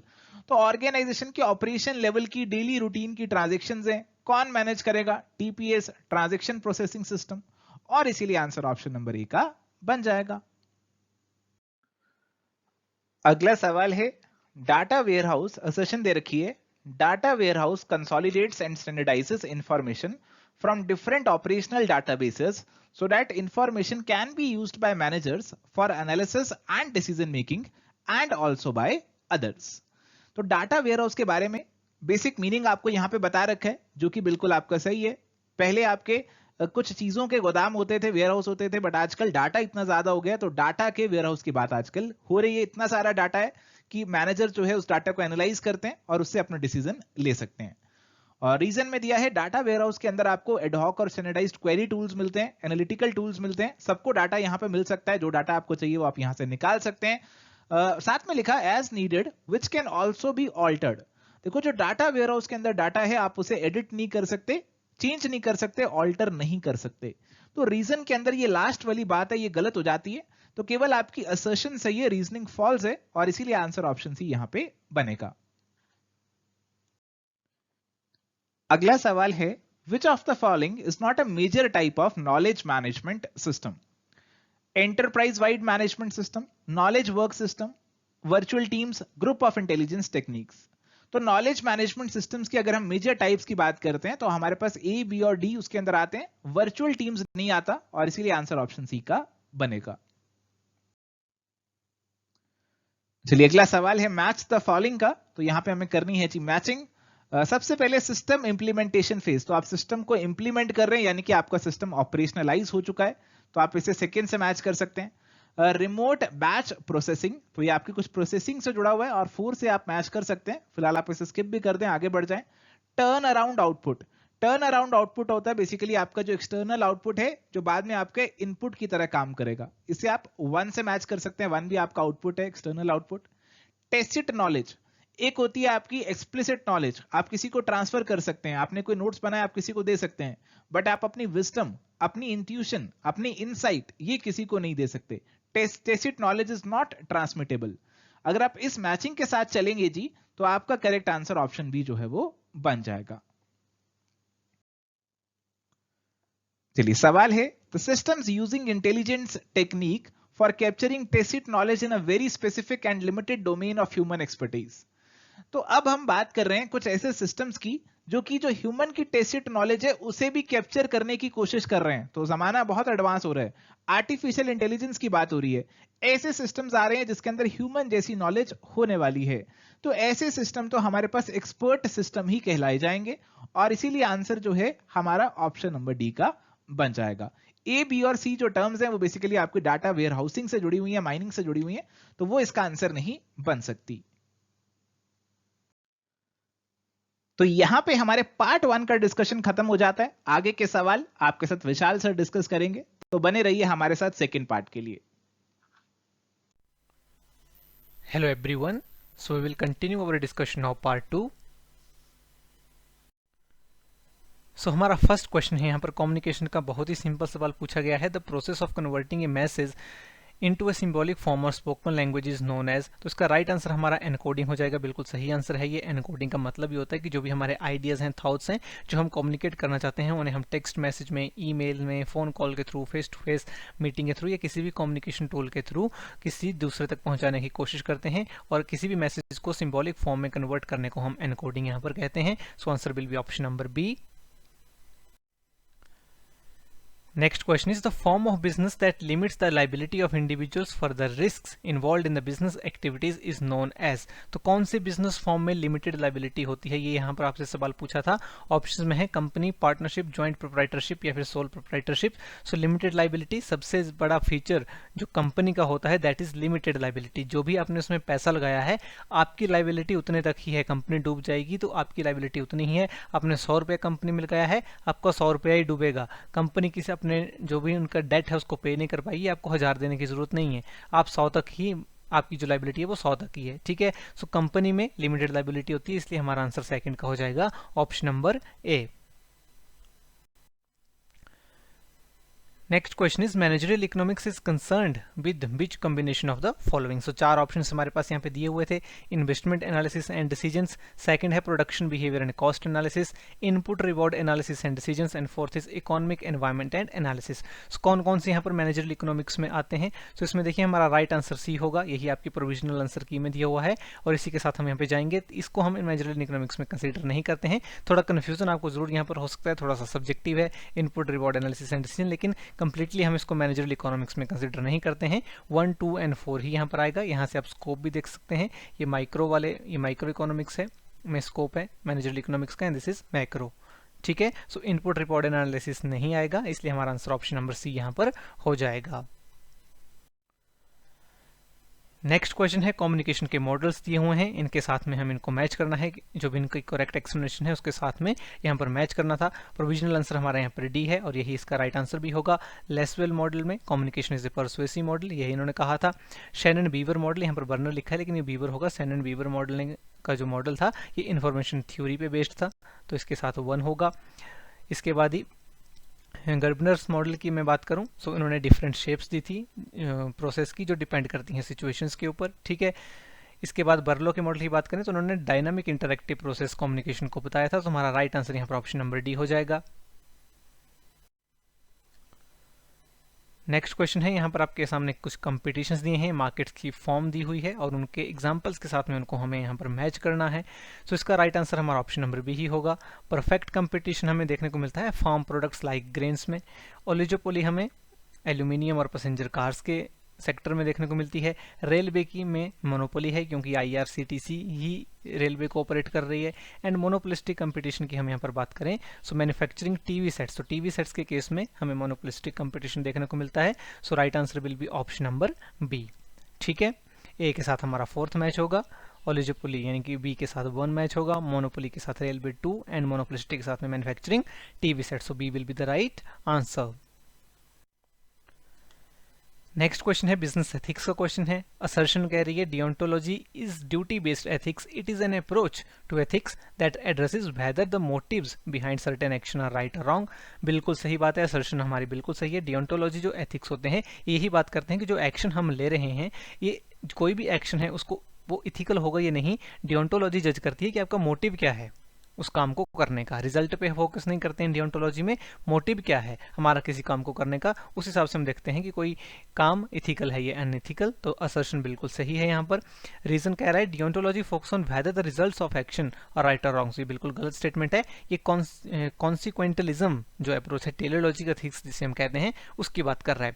डियोंटोलॉजी is duty based ethics, ठीक है। तो इसलिए हमारा यहाँ पर answer जो होगा वो होगा option number C. A is correct but R is not right explanation, ठीक है। नेक्स्ट क्वेश्चन इज असर्शन कह रही है structures configuration effect people in the organisation. बिल्कुल सही बात है, जो स्ट्रक्चर होता है किसी भी ऑर्गेनाइजेशन का उसको आप किस तरह से लेकर के आ रहे हैं, किस टाइप का स्ट्रक्चर लेकर आ रहे हैं, that will effect the people in organisation. किस तरह से आप रिपोर्टिंग करेंगे, किस तरह से काम करेंगे, depends on the organisation structure. So assertion हमारी बिल्कुल सही है। रीजन इसका दिया हुआ है कि decentralisation is the one of the key design dimensions in an organisation and it is closely related to several behavioural dimensions. बिल्कुल सही बात है, जो डिसेंट्रलाइजेशन होती है ये भी एक ऑर्गेनाइजेशनल जो डिजाइन हम अपनी ऑर्गेनाइजेशन को किस तरह से रन करेंगे उसका एक ही पैरामीटर होता है। सेंट्रलाइजेशन होगी जो तो डिसीजन मेकिंग जो है वो कॉन्सेंट्रेटेड रहेगी, डिसेंट्रलाइजेशन में कॉन्सेंट्रेटेड नहीं रहेगी। और ये कहीं ना कहीं जो बिहेवियर होता है एम्प्लॉयज का ऑर्गेनाइजेशन में उसको इफेक्ट भी करता है। तो यहाँ पर हमारा जो राइट आंसर होगा वो ऑप्शन नंबर बी होगा। A is correct and R is the correct explanation of the assertion, ठीक है। सो बी हमारा राइट आंसर हो जाएगा 7th में। नेक्स्ट क्वेश्चन है price elasticity of a demand for a product measured by, तो आपको यहाँ पर सिंपल फार्मूला बताना था। तो इलास्टिसिटी हम कैलकुलेट करते हैं percentage change in quantity demanded divided by percentage change in price, और इसको हम फार्मूले में कन्वर्ट करेंगे तो हमारा राइट आंसर हो जाएगा ऑप्शन नंबर बी, ठीक है। 9th question is business should act ethically for the beach of the following reasons. एक बिजनेस एथिकली क्यों एक्ट करे, उसके क्या क्या रीजंस होने चाहिए, ये हमसे आंसर पूछ रहा है, यहाँ पे क्वेश्चन पूछ रहा है। इसमें 4 ऑप्शन हमें दिए हुए हैं। To prevent harm to the general public, बिल्कुल सही बात है। To meet stakeholder expectation, इसके लिए भी एथिकल एक बिजनेस को एक्ट करना चाहिए। To protect their own employees, ये भी बिजनेस एथिक्स की कंसिडरेशन में आएगा। To maximise the profit of business, आपको एथिकली इसलिए एक्ट करना है कि आपको प्रॉफिट बढ़ाना है, नहीं ये नहीं आएगा, ठीक है। सो 1, 2, 3 ही हमारा यहाँ पर आंसर होगा। Option number A will be the right answer. तो जो रीजन होते हैं कंपनी के इथिकली एक्ट करने के, that will be to protect its own interest, to protect the interest of business community as a whole, यानी कि पूरी कम्युनिटी की हम बात कर रहे हैं यहाँ पर, पूरी ह्यूमैनिटी की बात कर रहे हैं। To keep its commitment to society, ठीक है। तो जो सोसाइटी के प्रति जो जिम्मेदारियां होती हैं किसी भी बिजनेस की उसको पूरा करने के लिए उनको एथिकली एक्ट यहाँ पर करना चाहिए। तो ये हमसे यहाँ पर क्वेश्चन पूछ रहा था। प्रॉफिट नहीं आएगा, बाकी तीनों ऑप्शन रहेंगे। सो answer will be option number A. 10th question is which one of the following managerial approach suggests that system and technology which people use influence their attitude and behavior? So कौन सी managerial approach है जो कहती है कि जो भी organisation में हमारा पूरा एक सिस्टम होता है जिसमें हम वर्क करते हैं और जो टेक्नोलॉजी है वो लोगों के बिहेवियर को, उनके एटीट्यूड को इन्फ्लुएंस करती है वर्क सेटिंग्स में, तो कौन सी ऐसी अप्रोच होगी, कौन सी अप्रोच है? तो राइट आंसर यहाँ पर हमारा होगा option number B, socio technical system approach. Socio technical system approach हमें ये बताती है कि जो सिस्टम है ऑर्गेनाइजेशन का, जो कॉम्प्लेक्स ऑर्गेनाइजेशन का एक सिस्टम है और जो भी टेक्नोलॉजी वहां पर यूज हो रही है, that effect the interaction of the people in the organisation, overall उनके बिहेवियर को और उनके एटीट्यूड को इफेक्ट करती है technology as well as the system in which they are working. ठीक है, नेक्स्ट क्वेश्चन है which of the following is not an operational strategy. So इस पर्टिकुलर क्वेश्चन का हमारा आंसर हो जाएगा option number D, technology. Technology हमारी operational strategies में नहीं आती है, ये ज्यादातर हमारी कॉर्पोरेट और बिजनेस स्ट्रेटेजी का पार्ट होती है। वहां पर डिसाइड होता है कि किस टेक्नोलॉजी का हम यूज करेंगे। ठीक है, जो हमारी एग्जिस्टिंग टेक्नोलॉजी है क्या हमें उसे रिप्लेस करना है या नहीं करना है, नई टेक्नोलॉजी हम बिजनेस में लाएंगे या नहीं लाएंगे। तो ये कॉर्पोरेट और बिजनेस स्ट्रेटेजी का पार्ट है, ऑपरेशंस का पार्ट नहीं है, इसलिए डी हमारा यहाँ पर राइट आंसर हो जाएगा। नेक्स्ट है AIDA स्टैंड्स फॉर। AIDA की फुल फॉर्म होती है attention, interest, desire and action. सबसे पहले हम कंज्यूमर का अटेंशन गेन करते हैं, फिर कंज्यूमर का इंटरेस्ट बिल्डअप होता है, उसके बाद कंज्यूमर का डिजायर आता है कि जो प्रोडक्ट है या सर्विस है वो हम यूज कर लें, एंड देन कंज्यूमर वहां पर एक्शन लेता है, उस प्रोडक्ट को खरीद लेता है। ठीक है, तो ये हम स्ट्रेटेजी यहाँ पर फॉलो करते हैं कंज्यूमर का जो अटेंशन है उसको गेन करने के लिए और अपने प्रोडक्ट को सेल करने के लिए। तो number of consumers higher level के ऊपर जब हम अटेंशन गेन करना शुरू करेंगे कस्टमर का, उस टाइम पर ज्यादा होंगे और नंबर ऑफ कंज्यूमर्स रिड्यूस होते चले जाएंगे नीचे की तरफ। ठीक है, सो आंसर हमारा यहाँ पर हो जाएगा option number B, attention, interest, desire and action. ठीक है, next question is which of the following 3 are the phases of strategic management process. तो स्ट्रेटेजिक मैनेजमेंट प्रोसेस के जो फेसेस हैं, 3 फेसेस, उन कौन कौन से वो फेसेस हैं ये हमें यहाँ पर बताना है। सो देखो इसमें स्ट्रेटेजिक फॉर्मुलेशन आएगा, स्ट्रेटेजी इंप्लीमेंटेशन आएगा, एंड स्ट्रेटेजी को फॉर्मुलेट करना, उसको इंप्लीमेंट करना, उसके बाद हम उसका इवेल्युएशन करते हैं और वहां पर कंट्रोल उसको करते हैं कि जो भी करेक्टिव एक्शन लेने होते हैं उनको लेते हैं। सो फॉर्मुलेशन, इंप्लीमेंटेशन एंड कंट्रोल होता है, एनवायरमेंट एनालिसिस नहीं आएगा, इसलिए हमारा आंसर हो जाएगा ऑप्शन नंबर बी, 1, 2 एंड 4। ठीक है, next question is which among the following are the tangible components of customer value. So customer value के टेंजिबल कंपोनेंट्स कौन कौन से हैं ये हमें बताना है। फंक्शनल वैल्यू ये एक टेंजिबल कंपोनेंट है, सोशल वैल्यू ये इंटेंजिबल कंपोनेंट है, इकोनॉमिक वैल्यू भी एक टेंजिबल कंपोनेंट है, एंड कन्वीनियंट वैल्यू भी टेंजिबल्स में आएगा।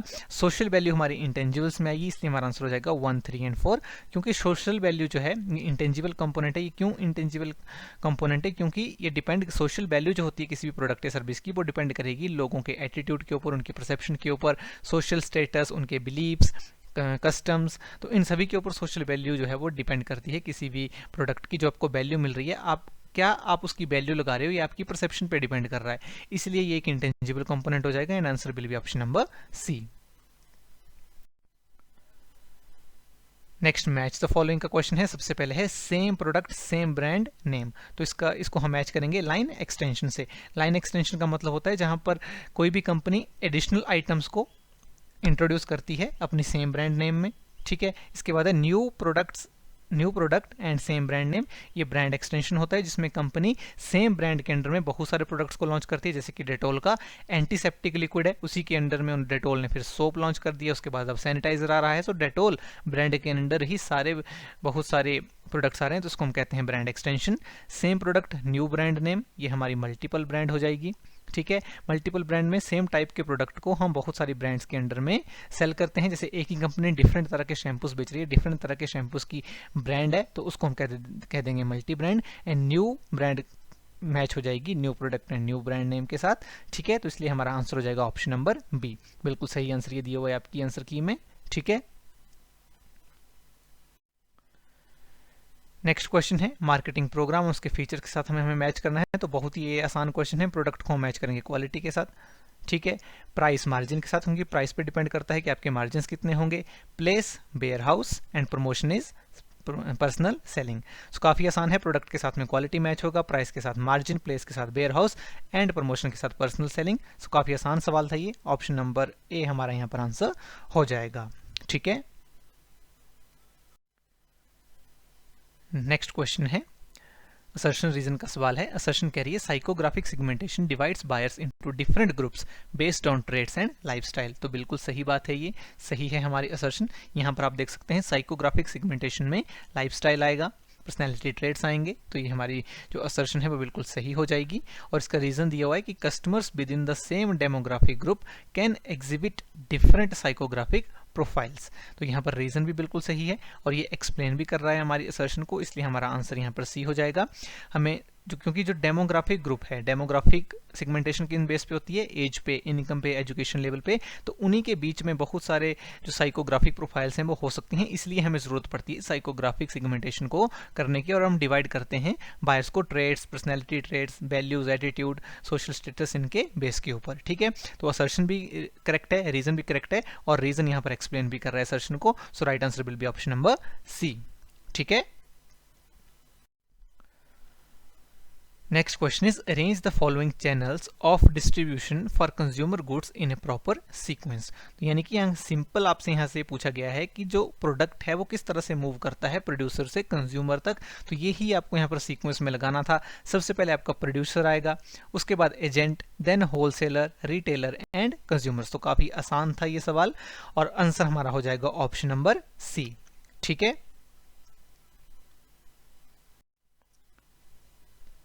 नेक्स्ट क्वेश्चन है following are the steps in process of segmentation, arrange them in proper sequence. तो सेगमेंटेशन में जो स्टेप्स हम फॉलो करते हैं उन्हें हम यहाँ पर सीक्वेंस में लगाना था। तो सबसे पहले आएगा नीड बेस्ड सेगमेंटेशन। हम आइडेंटिफाई करेंगे कि सेगमेंटेशन की नीड क्या है, उसके बाद सेगमेंट को आइडेंटिफाई किया जाएगा जिसे हम टारगेट करने वाले हैं, फिर उसकी अट्रैक्टिवनेस चेक करेंगे, फिर हम चेक करेंगे कि क्या ये सेगमेंट हमारे लिए प्रॉफिटेबल है या नहीं, उसकी प्रॉफिटेबिलिटी को चेक किया जाएगा। प्रॉफिटेबिलिटी को चेक करने के बाद हम सेगमेंट की पोजीशनिंग करेंगे, पोजीशनिंग करने के बाद हम एसिड टेस्ट करेंगे कि क्या रियलिटी में जो हमने सेगमेंट जो बनाया है रियलिटी में हमारे लिए किस तरह से वर्क करेगा, इसका हम टेस्ट करेंगे।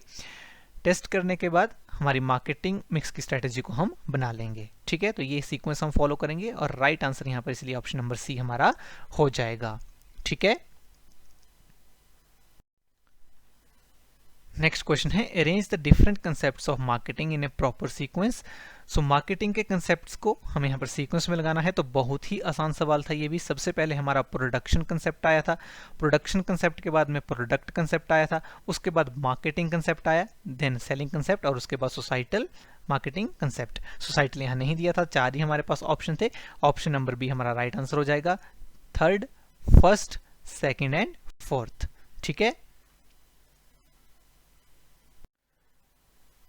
नेक्स्ट क्वेश्चन है factor endowment theory of international trade was propounded by. तो इसका राइट आंसर होगा option number B, Heckscher and Bertil Ohlin. ठीक है, ये थ्योरी कहती है कि जो फैक्टर्स हैं उनके ऊपर डिपेंड करता है कि कोई कंट्री किस तरह के प्रोडक्ट्स को प्रोड्यूस करेगी। अगर किसी कंट्री में लेबर अबंडेंटली अवेलेबल है तो लेबर इंटेंसिव गुड्स को वो बनाएंगे, और अगर किसी कंट्री में कैपिटल ज्यादा है तो वो कैपिटल इंटेंसिव गुड्स को बनाएंगे। तो ये कहती है फैक्टर डोमेन थ्योरी, दिया था इसको हेक्सर एंड ऑयलिन ने। ठीक है, so B will be the right answer. Next question is बहुत ही आसान सवाल है, art of creating a distinct image of the brand in the minds of the consumers is. तो बहुत आसान सवाल पूछा गया है, इसको हम ब्रांड पोजीशनिंग कहते हैं। पोजीशनिंग का मतलब ही होता है कि कंज्यूमर्स के माइंड में ब्रांड की एक पॉजिटिव इमेज क्रिएट करने की कोशिश करना। ठीक है, तो C will be the answer. Next question is which of the following are members of primary reference groups. तो प्राइमरी रेफरेंस ग्रुप्स में कौन कौन आएगा। प्राइमरी ग्रुप्स वो होते हैं जिनके साथ में हम डेली बेसिस के ऊपर मीट करते हैं, जो हमारे डिसीजन मेकिंग को इन्फ्लुएंस कर सकते हैं। ठीक है, तो इसमें हमारे आ जाएंगे family, colleagues and friends. Religious groups इसका पार्ट नहीं होगा, तो हमारा राइट आंसर हो जाएगा 1, 2 and 3। C option will be the right answer. ठीक है, नेक्स्ट क्वेश्चन है which among the following are parts of brand perception. Brand perception का पार्ट कौन कौन है ये हमें यहाँ पर बताना है। सबसे पहले है सिलेक्टिव अटेंशन, ये ब्रांड परसेप्शन का पार्ट होता है। सिलेक्टिव अटेंशन का मतलब है किसी भी पर्टिकुलर ऑब्जेक्ट के ऊपर सर्टेन पीरियड ऑफ टाइम के लिए फोकस करना, यानी कि हम उन्हीं ऑब्जेक्ट्स के ऊपर फोकस करते हैं, उन्हीं को अपना अटेंशन देते हैं जो हमें पसंद होते हैं, जो हमारे काम के होते हैं, इसी को हम सिलेक्टिव अटेंशन बोलते हैं। हाइजीनिक फैक्टर इसमें नहीं आएगा। नेक्स्ट है सिलेक्टिव डिस्टॉर्शन, ये भी इसका ब्रांड परसेप्शन का पार्ट होता है। सिलेक्टिव डिस्टॉर्शन का मतलब है कि हम इंफॉर्मेशन को उसी तरह से इंटरप्ट करते हैं जो हमारे प्री कंसेप्शंस को एक तरह से कन्फर्म कर दे। ठीक है, तो जो हमारे प्री कंसेप्शंस होते हैं उन्हीं के बेस के ऊपर हम इंफॉर्मेशन को इंटरप्रेट करते हैं, उसको हम सिलेक्टिव डिस्टॉर्शन बोलते हैं। नेक्स्ट है सिलेक्टिव रिटेंशन, फोर्थ ऑप्शन, ये भी हमारा यहाँ पर ब्रांड परसेप्शन का पार्ट होता है। सिलेक्टिव रिटेंशन का मतलब है कि हम उसी इंफॉर्मेशन को रिटेन करके रखते हैं अपनी मेमोरी में जो हमारे इंटरेस्ट, वैल्यू और बिलीव्स के क्लोज होती है। ठीक है, तो इसलिए हमारा आंसर हो जाएगा 1, 3 एंड 4, ऑप्शन नंबर डी। ठीक है,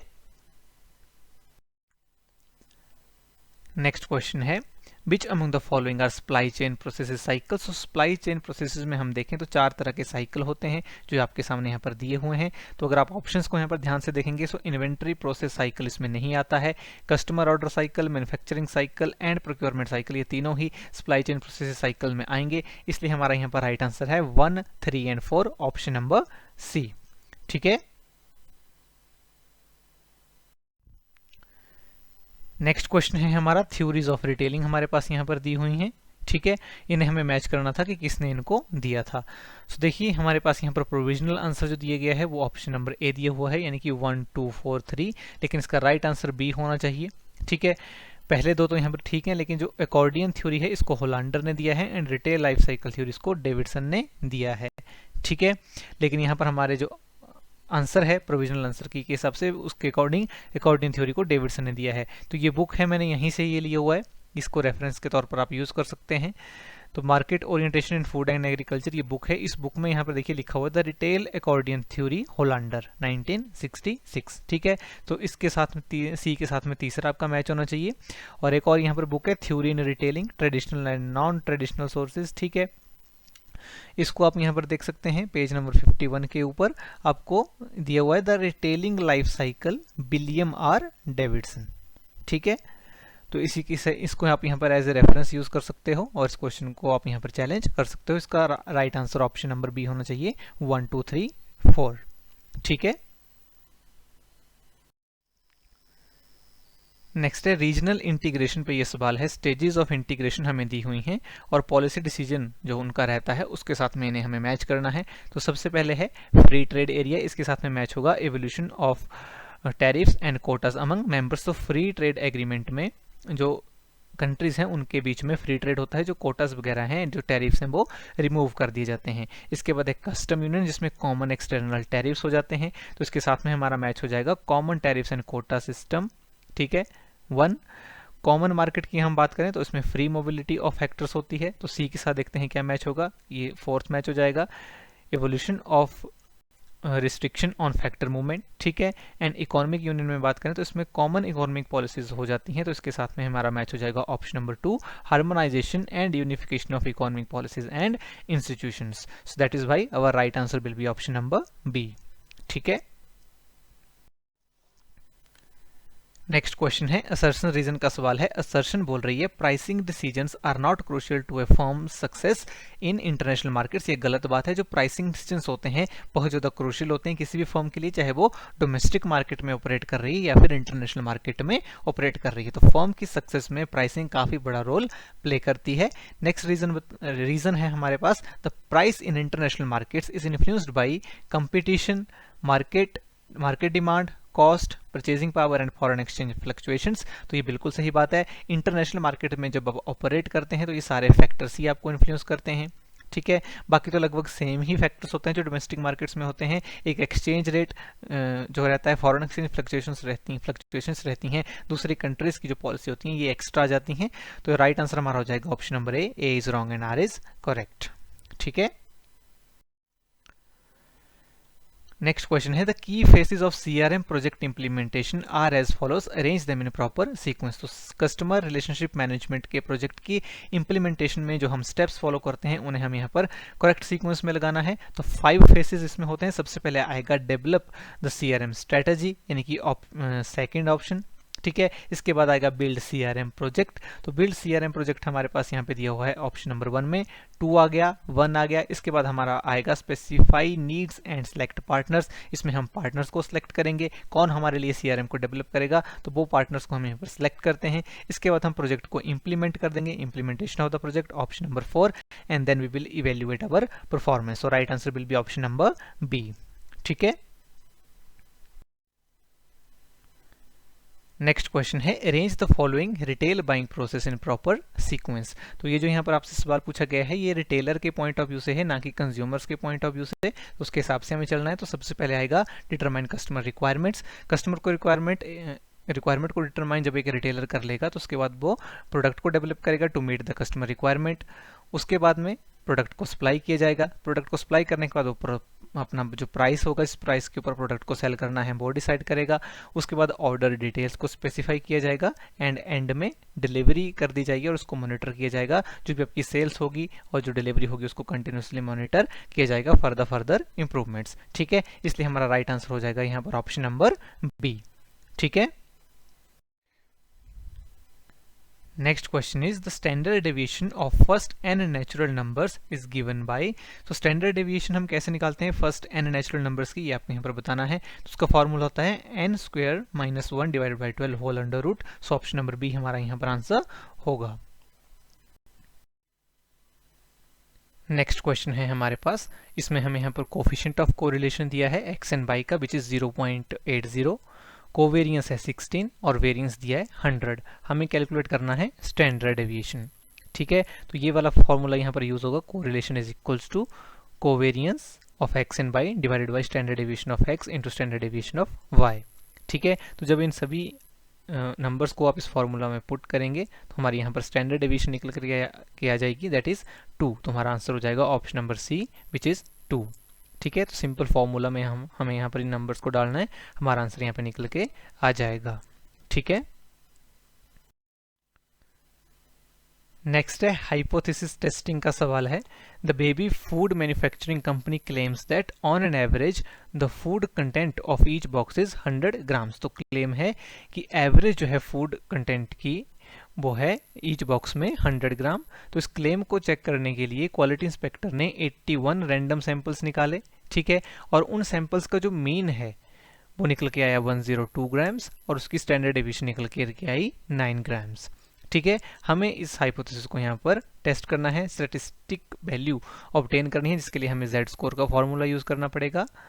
इसका फॉर्मूला होता है sample mean minus population mean divided by standard deviation divided by root n, n means sample size, ठीक है। तो इसी को हम फॉर्मूला में पुट करेंगे। 102 हमारा आ जाएगा सैंपल मीन, ये हमारे पास दिया हुआ है। 100 हमारा आ जाएगा पॉपुलेशन मीन, डिवाइड इसको करेंगे 9 हमारा आ जाएगा स्टैंडर्ड डेविएशन और सैंपल साइज था 81, ठीक है। तो रूट 81, इसको जब हम सॉल्व करेंगे तो आंसर निकल करके आएगा 2। तो हमारा ऑप्शन यहाँ पर आंसर हो जाएगा ऑप्शन नंबर 2, ठीक है। ऑप्शन नंबर बी 2.0 हमारा आंसर यहाँ पर हो जाएगा, ठीक है। नेक्स्ट क्वेश्चन है प्रोबेबिलिटी का क्वेश्चन है। The probability that 80% of all tourist who came to India will visit Agra while 50% will visit Goa and 50% of them will visit both Agra and Goa. The probability that a tourist will visit either Agra or Goa or both is given by. So probability हमें यहाँ पर निकालनी है। तो इस case में हमारा जो फॉर्मूला यूज होगा वो होगा probability of A plus probability of B minus probability of A and B. तो इस केस में हमारा यहाँ पर फॉर्मूला लगेगा probability of visiting the Agra plus probability of visiting Goa minus probability of visiting Agra and Goa. तो इसको जब हम सॉल्व करेंगे तो हमारा आंसर निकल के आएगा 0.8, 80% प्रोबेबिलिटी निकल कर आएगी। लेकिन हमें जो यहाँ पर आंसर दिया हुआ है प्रोविजनल आंसर की में, that is option number D. तो इस क्वेश्चन को आप यहाँ पर चैलेंज कर सकते हो। आंसर इसका राइट होना चाहिए ऑप्शन नंबर बी 0.8, ठीक है।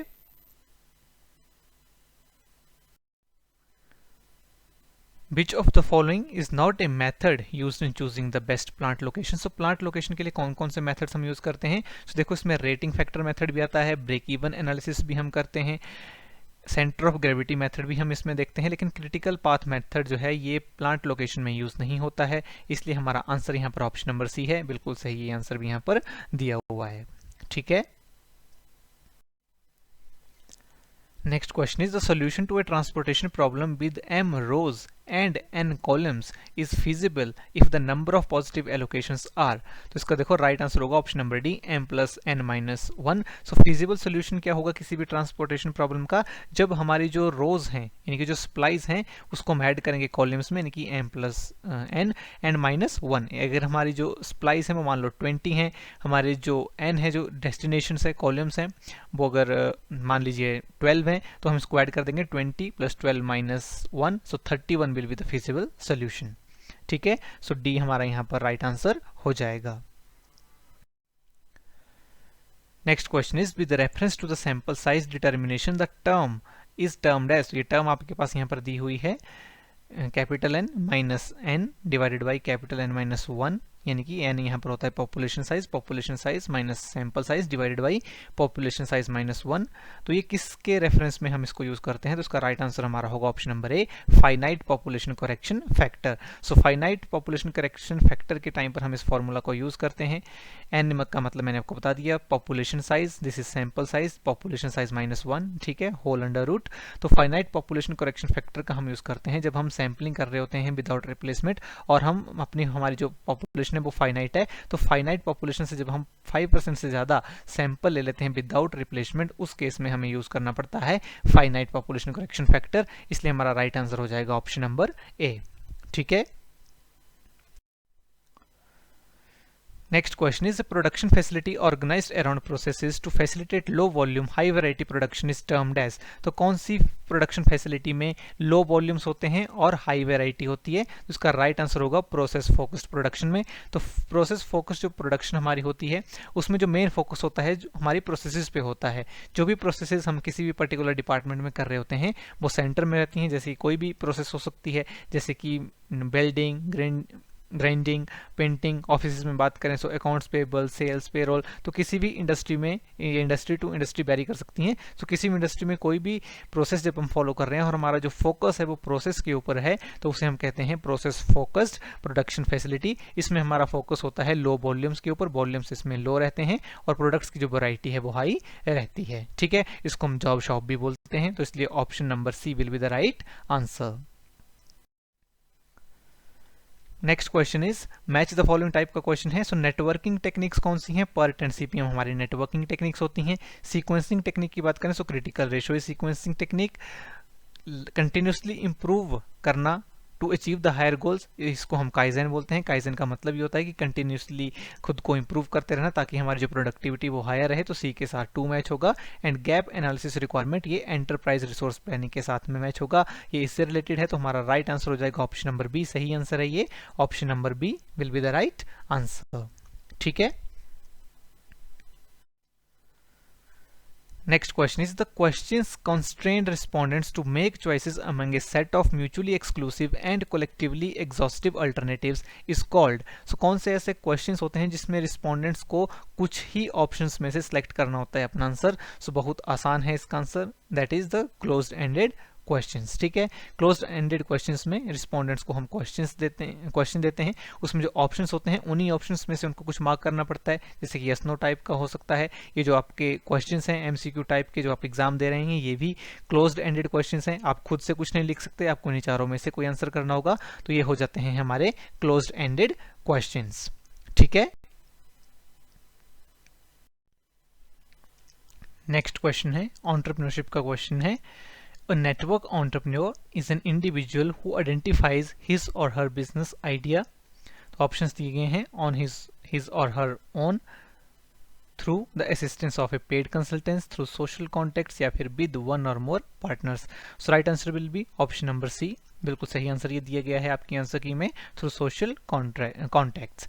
तो नेटवर्क एंटरप्रेन्योर कौन होता है, जो सोशल अपने जो उसके कॉन्टैक्ट्स होते हैं, सोशल कॉन्टैक्ट्स होते हैं, उनके थ्रू वो बिजनेस आइडियाज को जनरेट करने की कोशिश करता है। जो एंटरप्रेन्योरियल नेटवर्क्स होते हैं ये ऐसी सोशल ऑर्गेनाइजेशंस होती हैं, इसमें ऑर्गेनाइजेशंस भी और इंडिविजुअल्स भी, लोग भी, सभी शामिल हो जाएंगे जो डिफरेंट टाइप्स के रिसोर्सेज को प्रोवाइड करते हैं एंटरप्रेन्योरियल प्रोजेक्ट्स के लिए, एंटरप्रेन्योर को हेल्प करते हैं उसका बिजनेस को बिल्ड करने में। सो नेटवर्क एंटरप्रेन्योर वो हो जाएगा जो लोगों से, सोशल इंस्टीट्यूशन से अपने आइडिया को जनरेट करने की कोशिश करता है।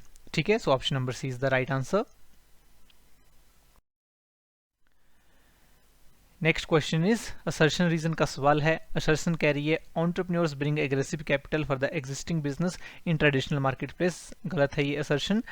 एंटरप्रेन्योर जो एग्रेसिव कैपिटल है उसको new and emerging market place में लाता है, ना कि ट्रेडिशनल मार्केट प्लेस में। सो असर्शन हमारी यहाँ पर गलत हो जाएगी। रीजन कह रहा है entrepreneurs recognise opportunities where other see chaos और कंफ्यूजन। बिल्कुल सही बात है। एंटरप्रेन्योर्स वहां पर अपॉर्चुनिटीज को रिकॉग्नाइज करते हैं जहां दूसरों को बिल्कुल केओस दिख रहा होता है, कंफ्यूजन दिख रहा होता है। यही तो पहचान होती है एंटरप्रेन्योर की। Entrepreneur is innovative, creative. तो क्रिएटिविटी एंटरप्रेन्योर दिखाता है, और जहां पर दूसरों को कंफ्यूजन दिख रहा है वहां पर वो अपनी अपॉर्चुनिटीज को देख लेते हैं। तो इसलिए हमारा यहाँ पर सही आंसर हो जाएगा option number B, R is correct and A is wrong. बिल्कुल सही आंसर है ये भी। नेक्स्ट क्वेश्चन है sequence the outline of a business plan. So business plan की हमसे यहाँ पर सीक्वेंस पूछी है, और इस क्वेश्चन में कहीं ना कहीं सब्जेक्टिविटी इन्वॉल्व है। सब्जेक्टिविटी कहाँ पर है? हमारी जो प्रोविजनल आंसर की है उसके हिसाब से आंसर जो है इसका ऑप्शन नंबर बी होना चाहिए। यहाँ पर कंफ्यूजन है लास्ट के दो ऑप्शंस में। प्रोविजनल आंसर की के हिसाब से सबसे एंड में आना चाहिए हमारा फाइनेंशियल प्लान, और उससे पहले आएगा असेसमेंट ऑफ रिस्क। लेकिन कुछ बुक्स में आप देखेंगे तो असेसमेंट ऑफ रिस्क जो है वो सबसे एंड में होता है और फाइनेंशियल प्लान उससे पहले आता है। तो सब्जेक्टिविटी यहाँ पर इन्वॉल्व है। कुछ बुक्स में ये वाला करेक्ट है, कुछ बुक्स के हिसाब से ये वाला करेक्ट होगा। तो इस क्वेश्चन को चैलेंज करने का बहुत ज़्यादा फायदा आपको होगा नहीं, हो सकता है ये एंटरटेन ना हो। तो हम यहाँ पर ऑप्शन नंबर बी के साथ ही जाएंगे, इसी को हम अपना सही आंसर मान करके चलेंगे। ठीक है, यही सीक्वेंस है करेक्ट बिजनेस प्लान की, क्योंकि इसमें सब्जेक्टिविटी काफी इन्वॉल्व होती है sequence of the business plan के क्वेश्चन में। ठीक है, नेक्स्ट क्वेश्चन है मैच द फॉलोइंग टाइप का क्वेश्चन है। तो internal cause of sickness, internal cause of sickness क्या होगा? Faulty project selection. इंटरनल कौन कौन से कॉज होते हैं? ऐसे फैक्टर्स जो कंपनी के कंट्रोल में होते हैं। ठीक है, तो आप प्रोजेक्ट की सिलेक्शन कर रहे हो, कौन से प्रोजेक्ट को आप सिलेक्ट करोगे ये आप ही के ऊपर डिपेंड करता है, इसमें बिजनेस एनवायरनमेंट का रोल नहीं है। एक्सटर्नल प्रॉब्लम की हम यहाँ पर बात करें तो एक्सटर्नल प्रॉब्लम में आ जाएगा फाइनेंसिंग बाय बैंक। ठीक है, तो बैंक्स जो फाइनेंस करेंगे उनकी फाइनेंसिंग जो भी पॉलिसीज हैं, बैंक्स के जो भी आपके साथ में बिहेवियर रहेगा, जो भी उनकी टर्म्स एंड कंडीशंस हैं वो आपके कंट्रोल में नहीं है। तो एक्सटर्नल फैक्टर्स वो होते हैं जो आपके कंट्रोल में नहीं होते। तो इसके साथ में ऑप्शन नंबर 1 मैच हो जाएगा। And excessive regulation of government policies, इसको हम रेड टैपिज्म कहते हैं। ठीक है, जब एक्सेसिव रेगुलेशन हो जाती हैं, बहुत ज़्यादा जो ब्यूरोक्रेटिक अप्रोचेस हैं वो आ जाती हैं और आपके डिसीजन मेकिंग को इफेक्ट करते हैं बिजनेस में, उसे हम रेड टैपिज्म कहते हैं। ठीक है, so right answer will be option number D, इसका बिल्कुल सही आंसर यहाँ पे दिया हुआ है। ठीक है, नेक्स्ट क्वेश्चन है which of the following is not possible route to market entry for a small business owner और एंटरप्रेन्योर। सो एक स्मॉल एंटरप्रेन्योर है, कौन सा पॉसिबल रूट उसके लिए नहीं है अगर उसको बिजनेस में एंट्री करना है? एंट्री स्टेज की यहाँ पर बात हो रही है। सो कॉर्पोरेट वेंचर नहीं होगा, option number C will be the right answer, यानी कि ओनली बी। फ्रेंचाइजी एक नया एंटरप्रेन्योर है वो कर सकता है, आउटराइट परचेज भी हो सकता है, बाई आउट भी हो सकता है, लेकिन कॉर्पोरेट वेंचर के लिए बहुत ज़्यादा ह्यूज कैपिटल की आपको जरूरत पड़ेगी। बहुत सारे ऐसे फैक्टर्स होते हैं जो डिसीजन मेकिंग को इम्पैक्ट करते हैं, इकोनॉमिक पॉलिसीज हैं गवर्नमेंट की, इसके साथ बहुत सारे लीगल फैक्टर्स हो जाते हैं। सो सबसे ज़्यादा जो यहाँ पर टफ है इनिशियल स्टेज पे करना, दैट इज कॉर्पोरेट वेंचर। ठीक है, तो इसलिए एंट्री लेवल के ऊपर एक स्मॉल एंटरप्रेन्योर के लिए अप्रोप्रिएट नहीं होता है एक बड़ा कॉर्पोरेट वेंचर क्रिएट करना। Rest all are possible. So right answer will be option number सी।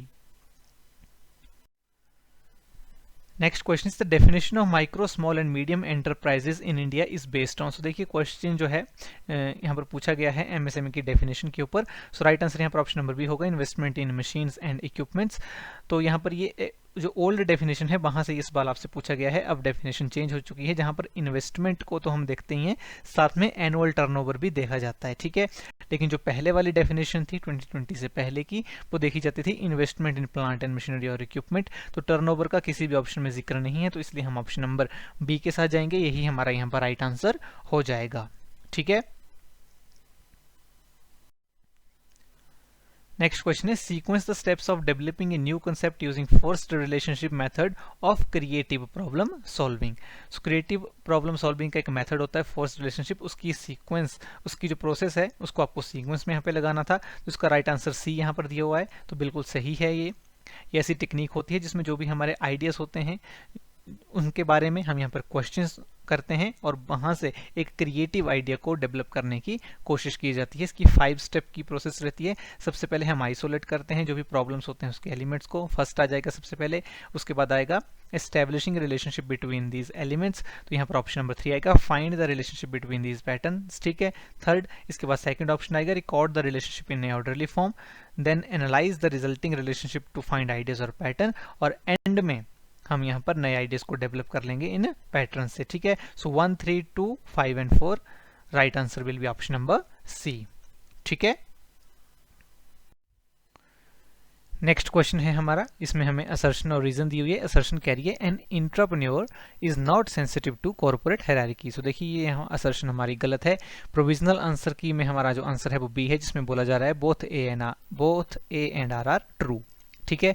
तो फर्स्ट हमारा रॉन्ग होना चाहिए। इस क्वेश्चन को आप चैलेंज कर सकते हो क्योंकि an entrepreneur is sensitive to corporate hierarchy, ये एक बुक है, आप देख सकते हैं द ग्लोबल एंटरप्रेन्योर। इस बुक का रेफरेंस लेकर के आप इसको चैलेंज कर सकते हो। उसमें यहाँ पे देखिए लिखा हुआ है entrepreneurs are visionary who often perceive an opportunity, ठीक है। और यहाँ पे बताया गया कि the company environment and sensitivity to its organisational structure, तो सेंसिटिविटी इनको रखनी पड़ती है अपने ऑर्गेनाइजेशनल स्ट्रक्चर से। तो इसका मतलब ये है कि an entrepreneur is sensitive to corporate hierarchy, ठीक है। तो इसलिए हमारी ये स्टेटमेंट यहाँ पर गलत होनी चाहिए असर्शन, लेकिन प्रोविजनल आंसर के हिसाब से ये सही बता रहा है, तो इसको आप चैलेंज यहाँ पर कर सकते हो। यूजीसी नेट में भी ये सवाल पूछा गया था एक बार, उसके अकॉर्डिंग भी ये स्टेटमेंट हमारी गलत ही होनी चाहिए असर्शन वाली, ठीक है। रीजन बोल रहा है entrepreneurs are expected to sell their ideas to their own organisation at first, ये स्टेटमेंट बिल्कुल सही है। एंटरप्रेन्योर क्योंकि कंपनी में रह के काम कर रहे हैं तो उनसे एक्सपेक्ट किया जाता है कि सबसे पहले वो अपने आइडिया को अपनी ऑर्गेनाइजेशन को ही सेल करेंगे, ठीक है। इसलिए दोनों यहाँ पे हम देखें तो असर्शन जो है हमारी गलत होनी चाहिए और रीजन जो है वो हमारा सही होगा, ठीक है। तो इस क्वेश्चन को आप यहाँ पे चैलेंज कर सकते हो इस बुक का रेफरेंस लेकर के, ठीक है। ये गूगल बुक्स पे आपको मिल जाएगी, इसलिए मैंने आपको यहाँ पर ये स्क्रीनशॉट लगा दिया है ताकि आप वहां से इसको देख सकें, ठीक है। नेक्स्ट क्वेश्चन है a business idea becomes a good business opportunity when it covers which 4 of the following. So कौन से इनमें से 4 फैक्टर्स हैं जो एक बिजनेस आइडिया को अट्रैक्टिव बना देते हैं। सबसे पहले है अट्रैक्टिवनेस, बिल्कुल होना चाहिए। फॉरेन कोलैबोरेशन जरूरी नहीं है, अगर आपकी फॉरेन कोलैबोरेशन नहीं होगी तब भी आप अपने बिजनेस आइडिया पे काम कर सकते हो, उसको प्रॉफिटेबल बना सकते हो। पॉलिटिकल सपोर्ट, ये भी आपको नहीं चाहिए, बिना पॉलिटिकल सपोर्ट के भी आप अपने बिजनेस आइडिया को आगे लेकर के जा सकते हो। टाइमलेस वो होना चाहिए। Durability and value addition to end user, तो ये 1, 4, 5 एंड 6 ये आपके होने चाहिए। अट्रैक्टिवनेस वो बिल्कुल एक आइडिया होगा तो वो अच्छा माना जाएगा। टाइम पे अगर आप उसको कंप्लीट कर पाएंगे तब भी वो एक अट्रैक्टिव बिजनेस आइडिया है। उसकी ड्यूरेबिलिटी है, वो लंबे टाइम तक चलेगा, काफी लंबे टाइम तक आपको प्रॉफिट कमा के देगा, सो ड्यूरेबिलिटी भी होनी चाहिए। और मेन जो सबसे ज्यादा इंपॉर्टेंट है कि जो आपके एंड यूजर्स हैं, जो आपके कस्टमर्स हैं, उनके लिए वो वैल्यू क्रिएट कर रहा है, सो that is a good business opportunity और बिजनेस आइडिया। सो 1, 4, 5 एंड 6, तो हमारा आंसर हो जाएगा ऑप्शन नंबर सी, बिल्कुल सही है ये answer.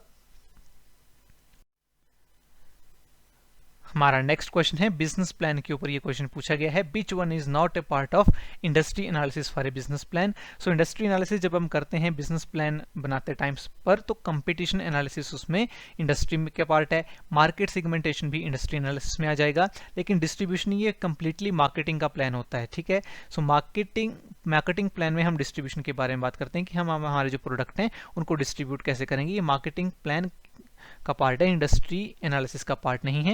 And industry and market forecast ये भी इंडस्ट्री एनालिसिस का ही पार्ट है। सो हमारा सी ऑप्शन यहाँ पर जो है वो राइट आंसर हो जाएगा। तो बिल्कुल सही आंसर ये आपके आंसर की में ये भी दिया हुआ है, ठीक है। सो ये था हमारा आज का सेशन। आई होप आपको काफ़ी पसंद आया होगा। अगर आपको इस सेशन पसंद आया है तो इसे ज़रूर लाइक करें, और इसकी PDF अगर आपको चाहिए तो आपको टेलीग्राम चैनल से मिल जाएगी। Thanks for joining, wish you all the very best.